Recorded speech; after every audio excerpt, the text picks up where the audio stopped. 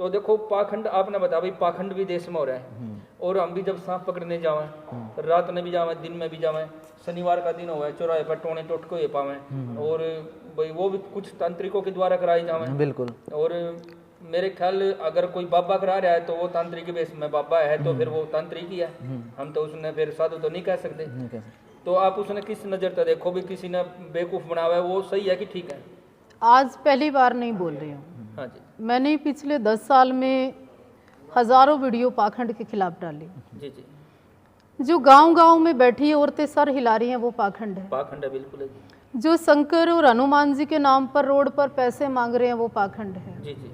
जो हर रोज बाबा और साधु के नाम पर ठेके पे दारू पी रहे हैं वो पाखंड है। चाहे बेशक भगवा भी धारण कर रखा कुछ भी है। दूसरा, कंटिन्यू हर गांव में सीआईडी और ये सब पता करे कितनी औरतें पूछा दे रही हैं। हाँ। 4 बच्चों की माँ है, वो दुकानदारी यूट्यूब पे इंस्टा पे आके कर रही है, वो पाखंड है। कि उनके पास ना मूर्ति है, ना मंदिर है, ना कोई धूणा है, ना कुछ और है, वो अपनी अपनी व्यक्तिगत दुकानें चला रही हैं, वो पाखंड है। झाड़े लगा रहे हैं, वो पाखंड है। हाँ जी, हाँ जी। सरेआम सब कुछ लेवा देवी चल रही है पैसों की, वो पाखंड है। जी जी। उसके ऊपर आपने, हमने, समाज ने, संस्थाओं ने, सिस्टम ने क्यों नहीं काम किया? बिल्कुल जी। पहले क्यों नहीं किया? उसका विरोध क्यों नहीं किया? उनको हटा क्यों नहीं दिया? मैं साध्वी देवा ठाकुर आज नहीं बोली हूँ, मैं पहले भी पाखंड के विरोध में थी, आज भी हूँ। अच्छा, आप ये बताओ, हम आपका बहुत बहुत धन्यवाद करा भाई, आप पाखंड के खिलाफ हो।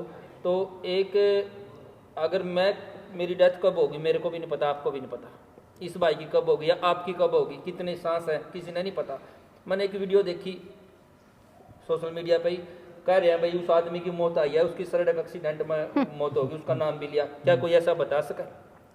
देखो, ये उस बाबा से जाके पूछो जिसको प्रमोट आपके कुछ चंद पत्रकार कर रहे हैं पैसे लेके। जी। आप उस बाबा से पूछो जिसने 5 मीडिया वाले आपके हायर किए हुए हैं पैसे देके। उस बाबा से पूछो जिसके सामने बैठकर सारा एक सर्कल घूम रहा है, उससे पूछो ये बात। वो बाबा तो यूं कह जी, ये तो मेरे से सवाल करने आ गया, तो अपनी पब्लिसिटी के लिए मेरे जरिए तो मशहूर फिर होगा। आप ये बताओ, उस बाबा की इतनी इन्वेस्टमेंट के बाद भी उसका विरोध तो नहीं हुआ? हाँ, ये बात है ना। अब मेरे ना वो इस मामले में बोले जी। और सुनिए, इस मामले में उनका जो कोई धर्म के बड़े ठेकेदार बनते हैं, पर्चियां निकालते हैं, पर्चे लिखते हैं, क्या ये बात उन बाबाओं को नहीं बोलनी चाहिए थी कि धर्म का विरोध हो रहा है?